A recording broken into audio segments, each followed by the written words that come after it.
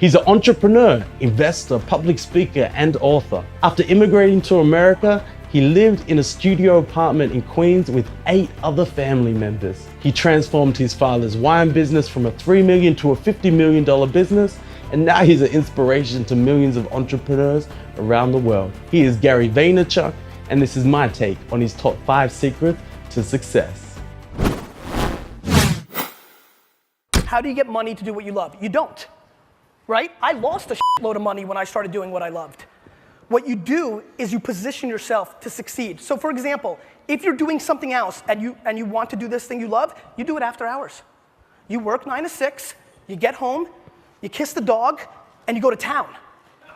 Right? I mean, you start building your equity and your brand and whatever you're trying to accomplish after hours. Everybody has time. Stop watching Lost. That's a good overheard, right? That was a good overheard. So, you know what I mean? I mean, if you want this, if you want bling bling, if you want to buy the jets, if you want to do work, that's how you get it. And my question is, I'm an entrepreneur, it's very great, but not all days are great in a company. So what are your tips and tricks for, tough days? I think there's massive confusion around entrepreneurship. Entrepreneurship sucks. I mean, it's lonely. It's high risk. I mean, I can't live without it, but it's like a bad boyfriend, right? Or girlfriend, right? There's a ton of bad days being an entrepreneur. Not to mention 98% of entrepreneurial ventures are gonna fail. So there's gonna be a really bad day in your future. Hopefully not for you, or any of you. For me, I think this is a very personal question. I think it's how you're wired. I'm so all in entrepreneur, I prefer the pain. I think one of the reasons I love the Jets so much is because they bring me so much pain. I love the climb. To me, the setback is exciting. I love when something goes wrong. It's where I shine the most. But that's not for everybody, right? I mean, it can be very difficult. And when you start affecting your life and your loved ones and all the other things, it can get real nasty. To me, the way I handle things, even in the few rare days when I really struggle, I take a real step back and make pretend that somebody called me and told me that my mother or daughter were killed.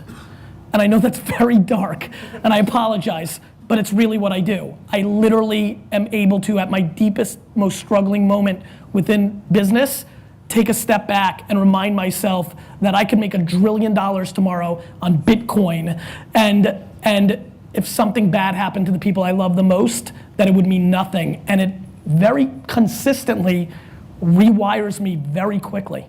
I just put business in perspective. At the end of the day, it's money. For me, it's not really money, it's my legacy, so I get hurt by it a little bit more. I put it in perspective. It's money. And you know what? Up until I had a daughter, even while I was married, up until when I had Misha, 4 years ago, I secretly wanted to lose all my money. I had this weird, twisted, dark fantasy of losing everything just to rise again like a phoenix and remind you My assistant's got a great thing now in this. Once in every 4 months, somebody sends an email saying, I've got a huge startup that I want you to invest in, but you've got to sign this NDA, right? Which literally every time gets an email back that says, you, right? And the reason is, I'm a humongous believer that ideas are shit and that execution's the game, right? We've all got ideas. Everybody's got ideas. Do you mean ideas we all have here? We could probably sit here for the next 2 hours, draw them all out, record them, and predict the next 78 great startups over the next 9 years. And?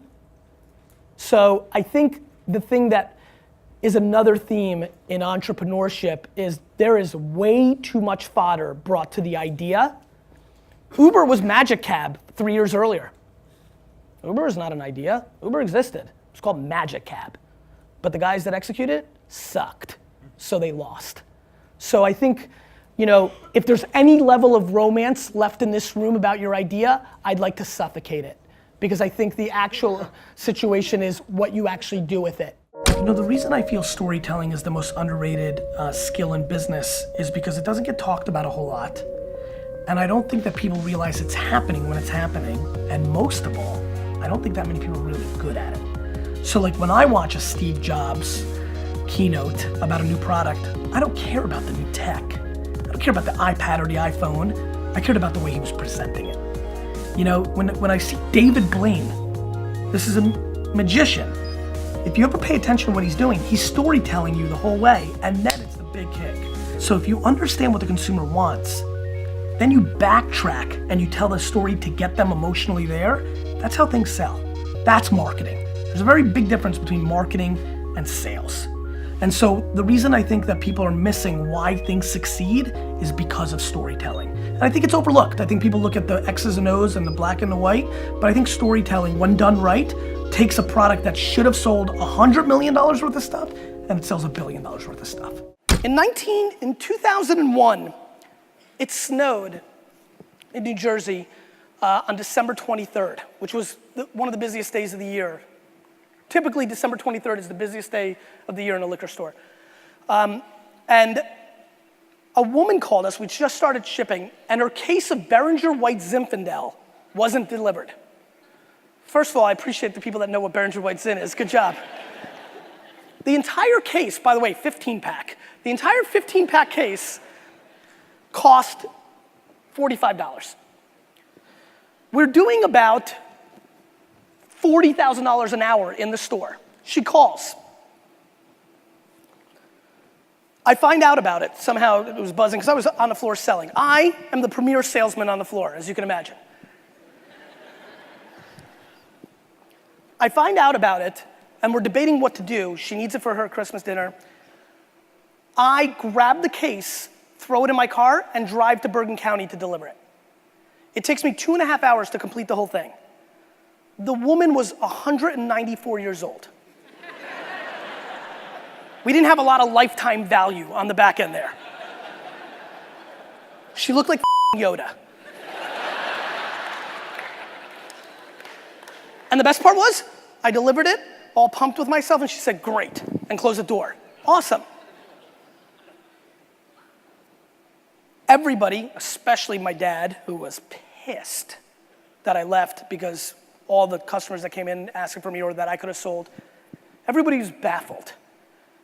I can't tell you what the ROI of driving through the snow in my car to deliver a case of $45 pink shit to a woman that looked like Yoda was. But I can tell you this, over the next 2 to 3 years, that story became the foundation of how we treated every single customer. It became our competitive edge. And those are the things that matter to me. I love black and white data. I'm obsessed with it. The day when the nerd beat me, I understood that the nerds beat me. And I respect the living out of data, conversion funnels, all that shit. But I'm telling you right now that there are way too many running businesses today with this, and not enough people running businesses with this.